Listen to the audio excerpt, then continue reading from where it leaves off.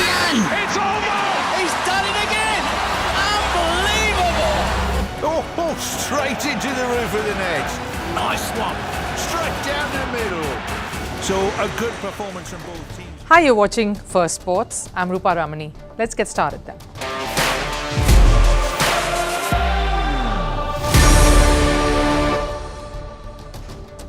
On the show today, Indian men's cricket captain Rohit Sharma and selector Ajit Agarkar addressed the press last evening. We get you some of the best excerpts from that interaction. How did they field some of the curious queries on the team that is set to go for the T20 World Cup? We bring you some of the bits from that. But switching focus to chess, is India the new king on the board? Overturning the old world order, are teenagers leading the charge against China, Russia and the USA? I'll tell you more in just a bit. And what's the latest cause for concern set to hit Paris Olympics? Ukraine versus Russia is already a very intense affair, but now a special advisory sent out by Ukraine's ministry is a clear diktat that is ought to only escalate the tensions between the two countries. But can the Olympics handle it? But first, let's look at all the headlines on Sports 360. We'll start with cricket. In India's T20 League, Hyderabad secured a nervy one-run win over Rajasthan. Travis Head and Nitish Reddy's half-centuries helped Hyderabad post 201. But the bowlers then, led by Bhuvneshwar Kumar, snapped up 3 wickets during Rajasthan's run chase to seal the game in the hosts' favour. Over in football, in the Europa League, Bundesliga champions Bayer Leverkusen beat AS Roma 2-0 in the first leg of the semi-final. Goals from Florian Wirtz and Robert Andrich in each halves put Leverkusen in front. The two sides will face each other on the 9th of May in the second leg. Over in tennis, Carlos Alcaraz has withdrawn from the Italian Open due to a muscle injury. Alcaraz on his social media said he wasn't really fit and ready for the Madrid Open when he wasn't really fit.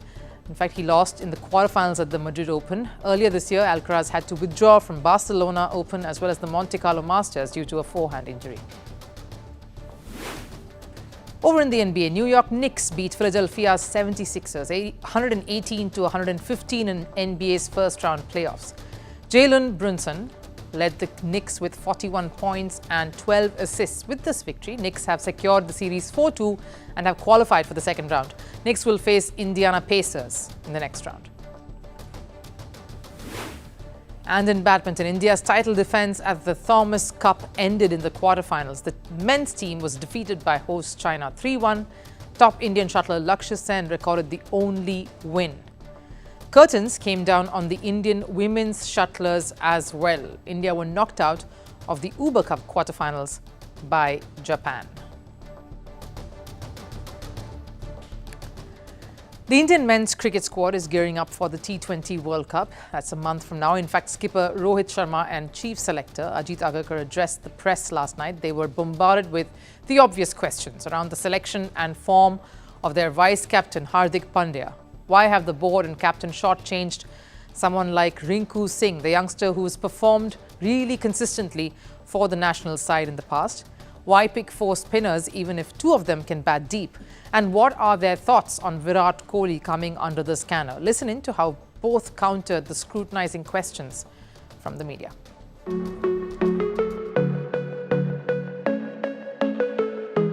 About Virat Kohli's strike rate, I don't think we've been discussing it yet. So, no, look, he's been in great form, fortunately in the IPL, so no concerns there at all. With regards to how it's going in the IPL, you're still going to a World Cup. It's still international cricket. There is still that gap there. So you've got to prepare knowing that there is that gap there, and that's where experience does matter a lot. So, no, I mean, if the tournament turns out to be like how the IPL is, where 220 plays 220, I think we've still got enough in the team, the balance or the power that you can match that. So no, there's no real point overthinking. You look at to try and take the positives that are happening in the IPL, form of some of the guys, some of the newer guys coming through, those things. But at the end of the day, when you turn up for a World Cup game, the pressures are a little bit different. Yeah, I mean, look, KL's a terrific player. We all know that. The thing we were obviously looking at is guys who bat in the middle. At the moment, KL's batting at the top. Rishabh not opening the innings. We feel Sanju has the ability to come down the order if need be. Rishabh's batting at 5 for Delhi. That was more the thinking. It wasn't whether KL's better or these guys are better. It's about the slots that we needed, and we felt these two are better equipped at this point, or have spent a bit more time towards the latter part of the innings, which might be needed in the World Cup. How big a concern is Hardik Pandya's form? And given his form, was any change in the vice captaincy discussed with him? Not really. No, nothing discussed with regards to vice captaincy. That's one answer. Form, I mean, you want all guys to be in good form. I think he's come after a longish layoff. The good part that we've looked at is he's gotten through all the games so far for MI. And we've got another month and a little bit till we play our first game. So we know he's doing that, and the hope is that he keeps building on that form. So as long as he stays fit, we know what he brings, how much balance he gives the team. I don't think there's a replacement for the things that he can do as a cricketer at the moment, especially when it comes to the way he bowls. Really gives balance. I think he'll give Rohit options to play different combinations. So his fitness for us is critical, and so far, fortunately, he's gone okay in this IPL. I know Hardik led a few series before that, but Rohit's form in the World Cup, coupled with how much time we have. My question is, how tough it was to, not to pick a player like Rinku Singh, because everybody thought he could be the man who can make difference, especially low down the order. Yeah, it's probably the toughest thing that we've had to discuss, frankly. I mean, he's done nothing wrong, nor a Shubman Gill for that matter. It's again the combinations. Like Rohit said, we're not quite sure what conditions we'll get, so we wanted to try and have enough options. There are a couple of wrist spinners that were included in the squad, Chahal and Kuldeep, to give Rohit more options. Akshar again, batting all-rounder, or bowling all-rounder rather. Yeah, it's just unfortunate. I don't think it's anything to do with Rinku Singh. It's not his fault that he's missed out. It's more the 15 that we felt gives, with two keepers who are both terrific batters. There's already an extra batter sitting out, whoever doesn't play. So we just thought to have another bowling option might be handy going forward in the tournament. He's still one of the travelling subs. That's how close he was. It's a little bit tough on him. But at the end of the day, you can only pick 15. I don't want to go too much detail on it, because I'm sure all the opposition captains will be listening to this. So I'll give you a very short answer to this. I definitely wanted 4 spinners. We played a lot of cricket there. We know what the conditions are like. The match starts at probably 10 o'clock in the morning, 10:30. So yeah, there's a little bit of technical aspect involved in this. Maybe in the first press conference when I do in West Indies, I'll give more detail on this, because actually the reason for 4 spinners is actually this, which I'm not going to say in public now. I won't say it now, but I'll definitely say it there. What is the reason behind it? But I wanted 4 spinners for sure, and 3 seamers, and Hardik being the 4th one. So you get that balance of seamers as well, and then the spinners as well. And obviously with 2 spinners being all-rounders, can bat, Akshar and Jaddu, and then the 2 attacking spinner, Kuldeep and Chahal, gives you a little bit of balance in your spin department as well. So again, like I said just now, based on the opposition composition, we can decide what to play with. There is a good chance Kuldeep and Chahal can play together. There's a good chance both left-arm spinner can play along with Kuldeep, or Kuldeep may not play, Chahal may not play. So all sorts of things are possible. Like Ajit said rightly, we started talking about what the combination will look like, what will be our playing 11, what the pitches are in West Indies. So you sort of make your playing 11 in your mind, and try and work around it, and look at the players that can fill that role, particular role that we are looking at. So a lot of the prep, the talk, and the guys playing games, happens during the IPL, and then plus a lot of these guys have been playing this format for a while now. So it's not like there's anyone new in this particular format. They all have been playing international cricket as well, and they've been playing IPL. So the talk of what R15 is going to be like started much before IPL started. It is just few spots, few individuals that we had to sort of look into during IPL, because IPL, the performances changes every day. Anyone will come and score 100, someone will get a 5 wicket, so you can't really change your planning and mindset around it. But yeah, like I said, we had clarity on what our core group is going to be like, 70-80% of the squad, and then few changes if we had to make or need to pick someone, we were prepared for that as well. The biggest story last month that shook the world, in Grandmaster Garry Kasparov's words, an Indian earthquake in Toronto, was of course Gukesh. But the tremors of that win was felt everywhere. It was 17 on the Richter scale, the world over, when the teenager D Gukesh claimed the candidate's trophy. A massive win for chess, for tenacity and that never-dying spirit. Particularly when you were not even touted to come close to the top. That win signified a couple of things. That this year belongs to the youngsters, the teenagers who are rewriting record books, rewriting the rules of every sport, making us here reimagine what was impossible earlier. And the result is limitless. That's what the Gukesh win displayed. Here's what else it said, that chess is now a domain that is going to be dominated by India. Garry Kasparov so much has only indicated that. The Indian earthquake in Toronto is the culmination of the shifting tectonic plates in the chess world, as the 17-year-old Gukesh D will face the Chinese champion Ding Liren for the highest title. And India's Gukesh is leading the charge in this tectonic shift. The tectonic shift when it comes to ruling the chess world.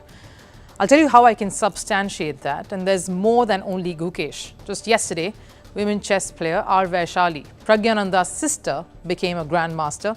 Vaishali became India's 84th and only the third female in the country to turn into a Grandmaster. The brother-sister duo have now become the first sibling pair to become Grandmasters in the sport. That's incredible for India and the sport. The sport that was born in the country, that travelled the world over from India, that the West mastered over the last many decades, is finally recognizing the true heir to the throne. And the kings and queens who are making this possible are youngsters in their teens and 20s, getting the world to realize where the true power of chess now rests. From a lone trailblazer in Viswanathan Anand some time ago to a horde of challengers and contenders to the throne, India is on the rise, breaking the domination of Russia, the United States of America and China. And the change has not been overnight, not been over the last few months either. It's been a decade in the making. Up until 2010, there were only about 20 Grandmasters in the country. The number is now 84. A clear reflection of the giant progress India has made in this sport. But how has this been possible? While Viswanathan Anand's success paved the way for aspiring chess players across the country, it also started a strong belief system in the country. Athletes started looking at chess as a professional career, not just a game that you could play as a hobby. Even parents started backing their kids to take it up as a serious career, pushing them to take bold steps to take up a sport like chess seriously. I stopped regular schooling when I was around, around 4th standard, I guess. Obviously, at that time, I was too young to make this kind of decision. It was my parents' decision, but it was clearly based on the only fact that I enjoyed chess and I'm quite talented at it. That was Gukesh when he spoke to us on what really clicked for him to make that transition, a leap of faith towards his passion. This was the change India experienced in the last few years. The identification of talent at a young age and the nurturing of it at all cost. Gukesh isn't the only one to have done that. In recent times, we've seen the emergence of several young prodigies. Just take a look at some of the brightest prospects in India alone. Gukesh is 17 years old. R Praggnanandhaa is 18 and world number 8, Arjun Erigesi, is 18. These are teenagers challenging the world order, challenging the senior hands who've been sitting on years of experience and wisdom. While some of the big powers like the USA, China and Russia have all experienced candidates as their top three, the average age of the top-ranked players in these countries is between 28 and 33. Just look at India's average age of top three in the world and top three talents in India. It's 18. The average age is 18. And guess what? This is key because a Grandmaster, world champion and world number one, Magnus Carlsen, when he spoke just a while back about this very thing, being critical in determining the talent and how long a player can go. It's usually a staple of some of the greatest players ever that they sort of succeed at the highest level a little bit. They obviously show promise at an early age, but then they succeed at the highest level a little bit before people generally expect them to. What he's saying is there are certain players, key players, who show a lot of promise at the world stage when they're young, and you know for sure that they will go the distance, like the Indian stars that we are speaking about. And this is at the core to India's ascension to the throne, the chess throne, the reason behind India's triumph at the world stage. But it's not just the youngsters alone. Let's not forget the likes of Vidit Gujrati, who made it to the candidates top 8. Koneru Hampi, who finished top 3 in the women's draw. They have been around for a little longer, yes, but they are equally responsible in shepherding this new era. They are the middle guys who have now opened doors to the fearless young brigade, for whom there is nothing more exciting than a daunting challenge on the chessboard. India is slowly and steadily checkmating the world. Paris Olympics is already mired in many controversies, and organizers and authorities are busy firefighting on various counts, from terror threats, environmental concerns, safety issues, the opening ceremony venue itself, the River Seine events, to name just a few. And amid all this, political tensions are also on the rise. The tenuous ties between Ukraine and Russia is a serious concern that is threatening to disrupt the functioning of the Olympics. In a move that can only further heighten the already tense geopolitical relationship, Ukrainian athletes have been sent a strict diktat, an advisory on how to behave with their counterparts from Russia and Belarus at the Games. The special advisory has been sent ahead of the Games. It's a directive that comes from not only the Olympic chiefs of Ukraine, but also the sports ministry. Here's a report.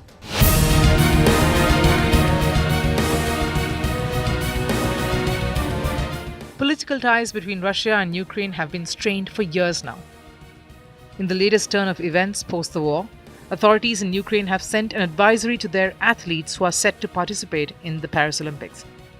A key order in the advisory is to avoid any communication of any kind with the Russian and Belarusian athletes.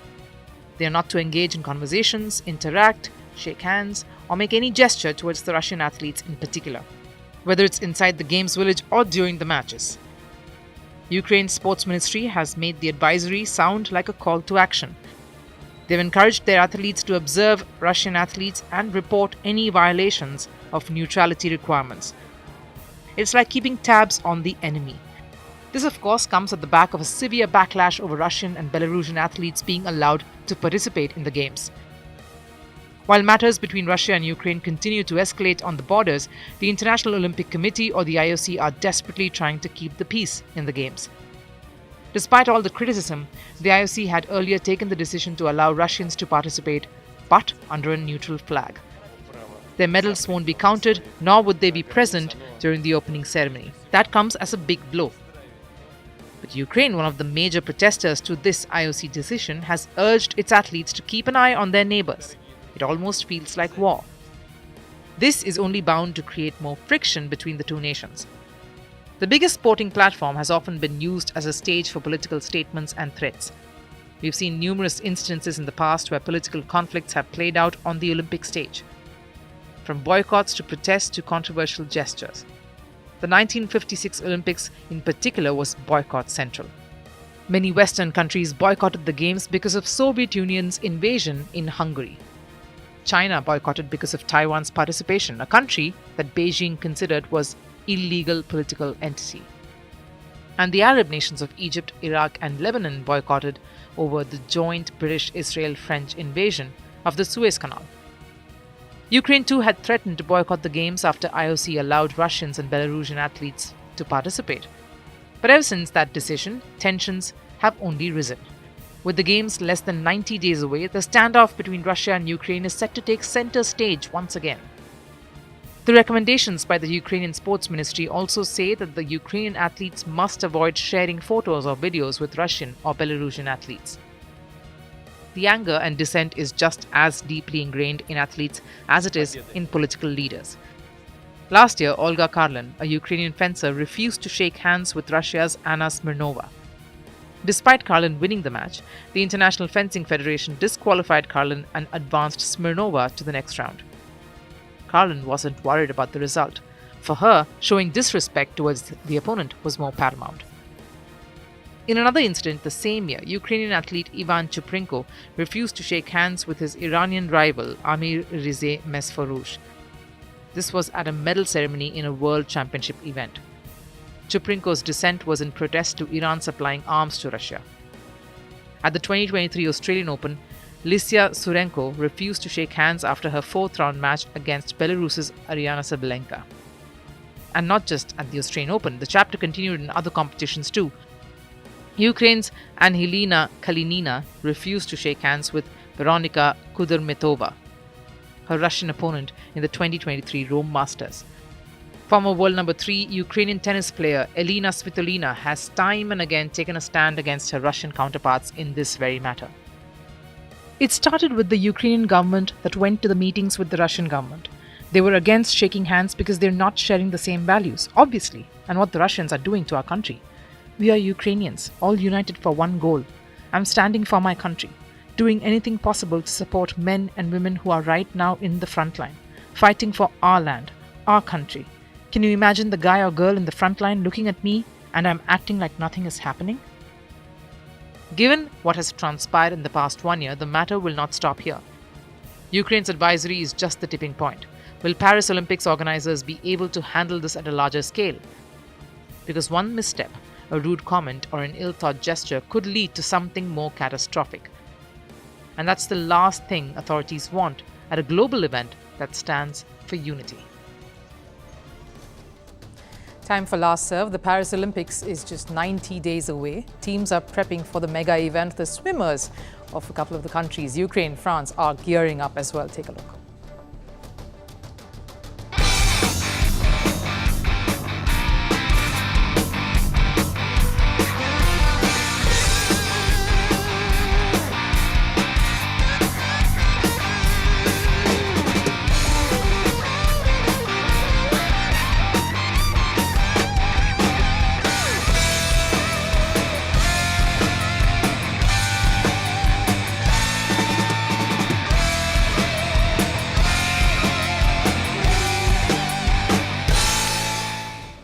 Everyone waits for that 100-meter dash, but it's synchronized swimming that really gets all of them impressed enough to watch it repeatedly. But that does it here on First Sports. Thank you for joining in. Have a great weekend.